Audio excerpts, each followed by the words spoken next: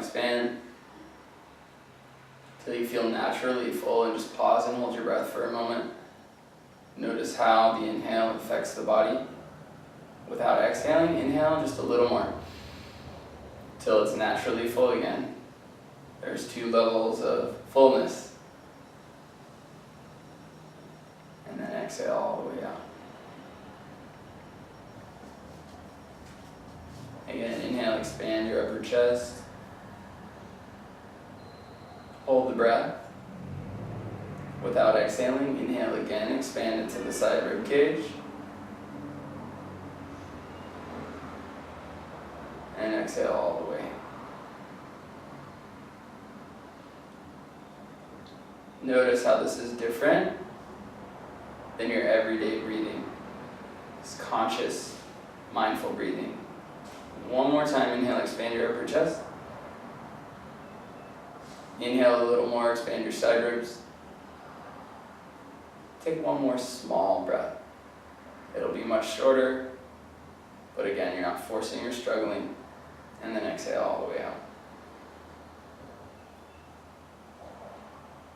Okay, I want you to just start by rolling your head and your neck around. Keep it very soft. You can keep the movement small in the beginning or slow, small and slow.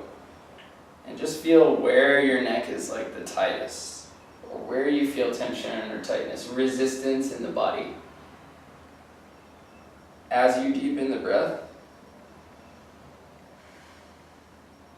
keep breathing. Tightness comes from that stuckness, resistance in the body. We don't want that. That's going to equal pain. Resistance always equals pain. Open. Okay, so that's kind of the test to see how tense or tight your neck feels, and then we're going to do a shoulder warm-up and neck release to see the difference. All right, so start with your right elbow and right upper arm touching your ribs. Swing your hand out to the side, lift your right arm, and once you're there, I want you to squeeze your elbow in as much as you can. Reach your elbow tip away, and then begin to turn your ribs away from the lifted arm. So the arm doesn't move again, but the rib cage turns away from the right arm. Take your left ear towards your left shoulder. Take long deep breaths, breathe into your upper chest and side ribs, just as we did a few minutes ago. Okay, you'll notice particularly on the right side of the rib cage, it feels a little more tight on the top of the in-breath. You might not feel like as much space, but we're making more space for our breath. Opening the ribs, releasing the neck, and engaging serratus, anterior deltoids, probably some tricep.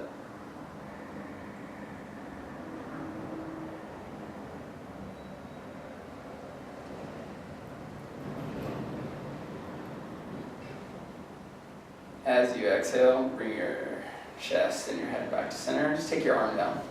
All right, and then gently roll your head and your neck around. Okay, move slow with deep breath.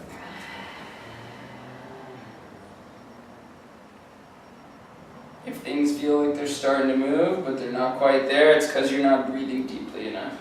The breath will push the opening a little far, kind of get it over the hump of tension or tightness. Okay, so perhaps you feel the difference between sides. Good. Feel it with the roll of the head. You may be able to feel it in your shoulders if you kind of move your shoulders or roll them a little. Same thing on the second side. The elbow and the upper arm just kind of glued to the ribs, and then the hand swings out. Now, if you lift your elbow straight up from that position, the elbow will be wider than the hand and wrist. To the extent that you're able, keep swinging the inside of the elbow in and up, turning your chest away from your lifted arm. You can even take your right ear towards your right shoulder in this case. You don't want to get deeply into a stretch in the left side of your neck, but it's okay to feel a very gentle one and expand the left side ribs. Really press the elbow tip and upper arm forward and away so the shoulder blade moves further forward around the ribs.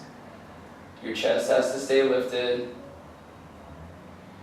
Do your best to relax your jaw. You want your eyes relaxed.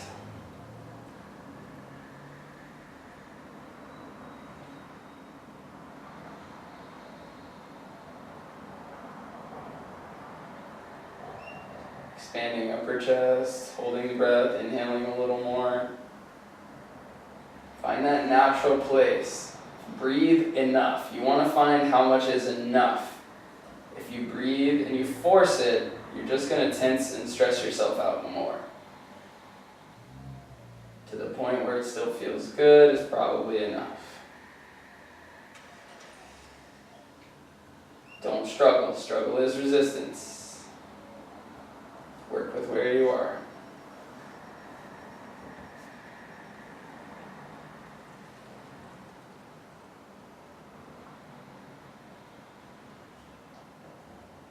Bring your chest back to center. Take your arm down.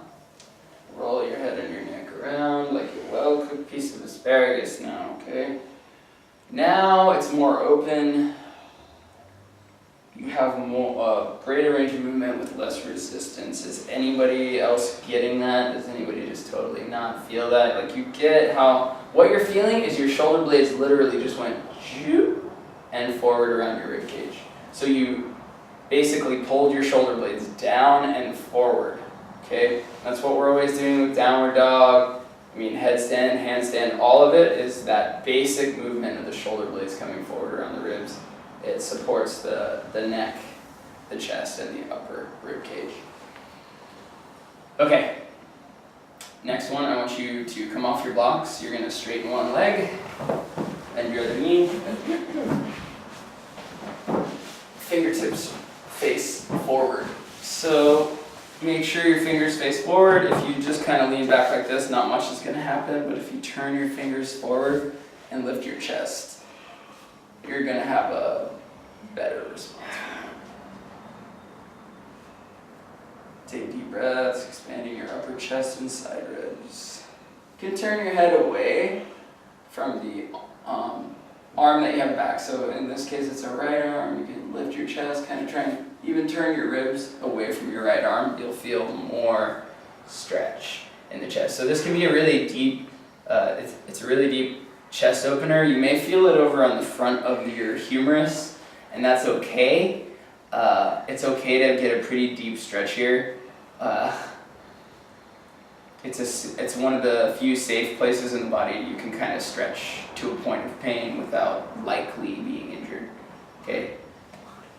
Likely? Why? Why? Yeah. Why do you feel it there? Why is it okay to stretch it so much there? Because your pecs are actually a really used muscle in your body. Every day you're making breakfast, making lunch, whatever, doing work, you're using your chest. Versus if you're sitting, your hamstrings are kind of in a shortened position and then they stay there and they get stuck in that position.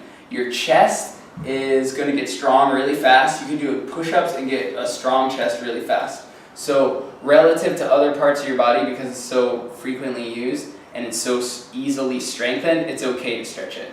Versus like your hamstrings aren't very strong in a lengthened position, so we don't want to stretch them. Or your inner thighs aren't very strong in a lengthened position, so we don't want to stretch certain muscles, especially sort of aggressively to a point of pain, because they will just shorten against the stretch. It's called the stretch reflex. Okay, switch sides. Left leg straight, right knee bent, left hand behind your left hip. The further your hand goes behind your hip, the deeper the stretch in the front of the chest. And you kind of get pec major, pec minor, pec clavicular with this stretch. Rib cage twists away from the hand that's behind you. That was a great question, Kenny. Thank you. It's really important to kind of explain that, because it's really commonly misunderstood. Like, oh, if I stretch my hamstrings, they'll be more loose, but that isn't the case.